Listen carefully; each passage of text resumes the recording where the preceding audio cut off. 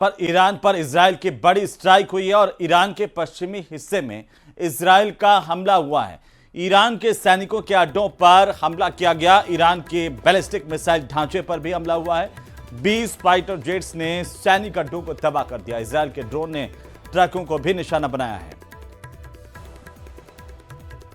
जानकारी के मुताबिक मिसाइलों को लॉन्चिंग साइट पर ये ट्रक लेकर के जा रहे थे। ये बड़ी खबर इस वक्त की। ईरान इजराइल जंग को लेकर बड़ी अपडेट है। इजराइल ने ईरान पर बड़ा हमला किया है।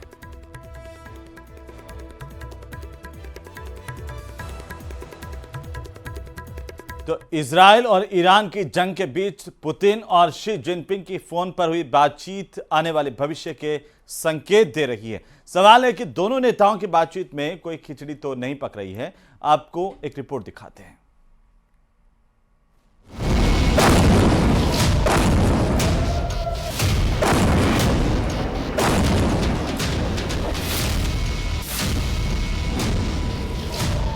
ईरान पर हमलों से परेशान रूस चीन।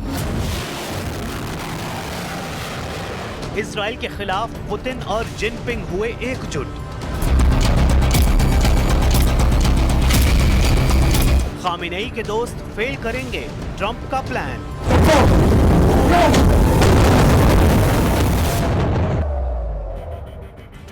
इजराइल और ईरान के बीच जारी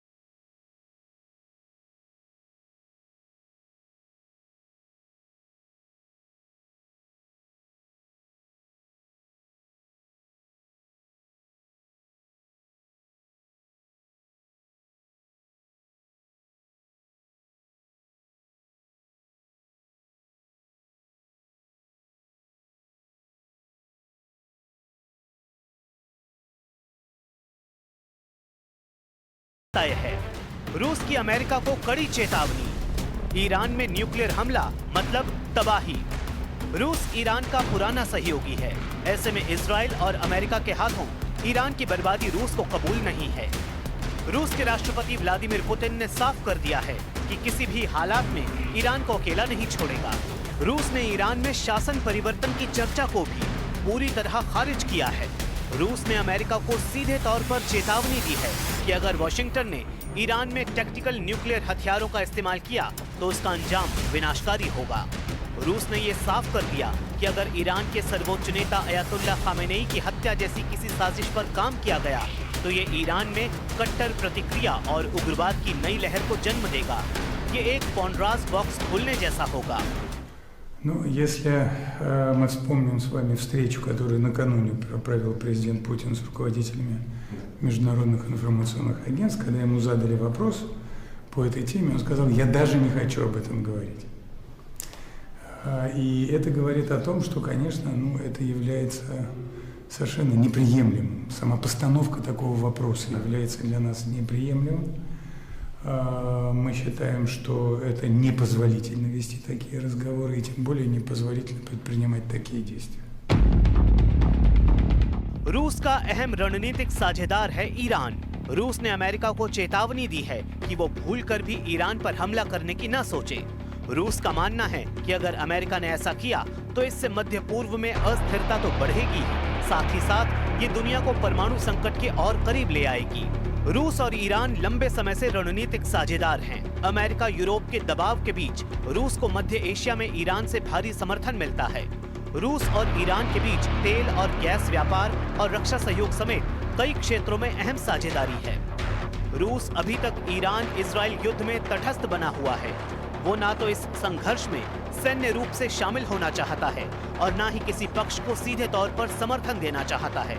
हालांकि पुतिन मध्यस्थता का प्रस्ताव रख चुके हैं। पश्चिम एशिया में संतुलन चाहता है चीन।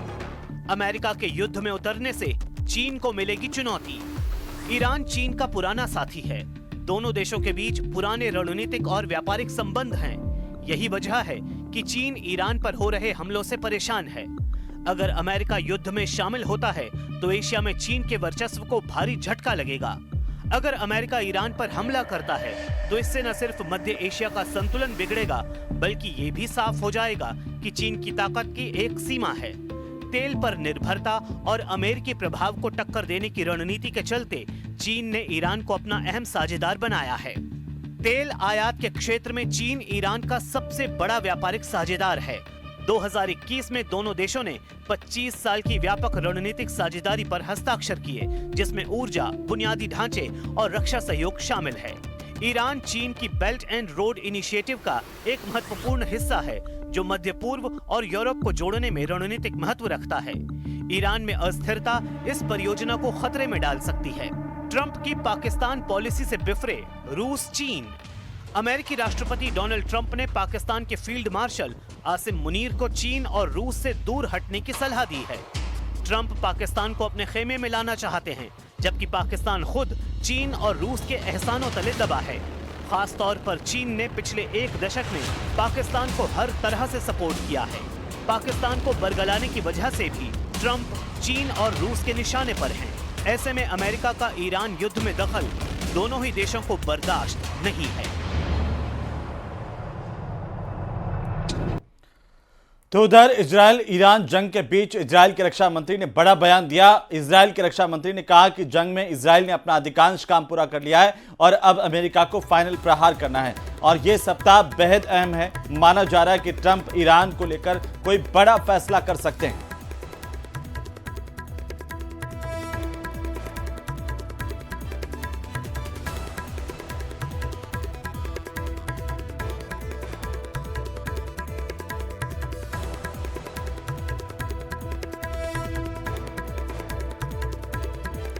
तो ईरान इजरायल युद्ध की आग में अब अमेरिका के कूदने की आशंकाएं तेज हो गई हैं। ट्रंप की चालें फिर रहस्यों से भरी हुई है। व्हाइट हाउस का बयान कहता है कि अगला फैसला 2 सप्ताह के बाद होगा। तो वहीं इजरायल का यह दावा है कि अमेरिका 48 घंटे में युद्ध में शामिल हो सकता है। तो क्या ट्रंप फिर वही कर रहे हैं जिसके लिए वो जाने जाते हैं? डिप्लोमेटिक ड्रामा, दुनिया को सस्पेंस में रखना ट्रंप की पुरानी आदत है। रिपोर्ट देखिए।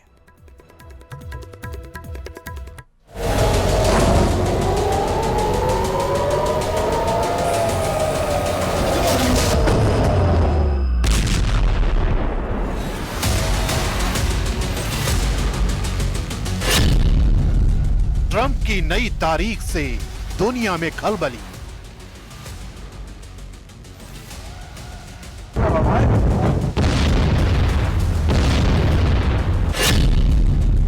ईरान को 2 हफ्तों की मोहलत।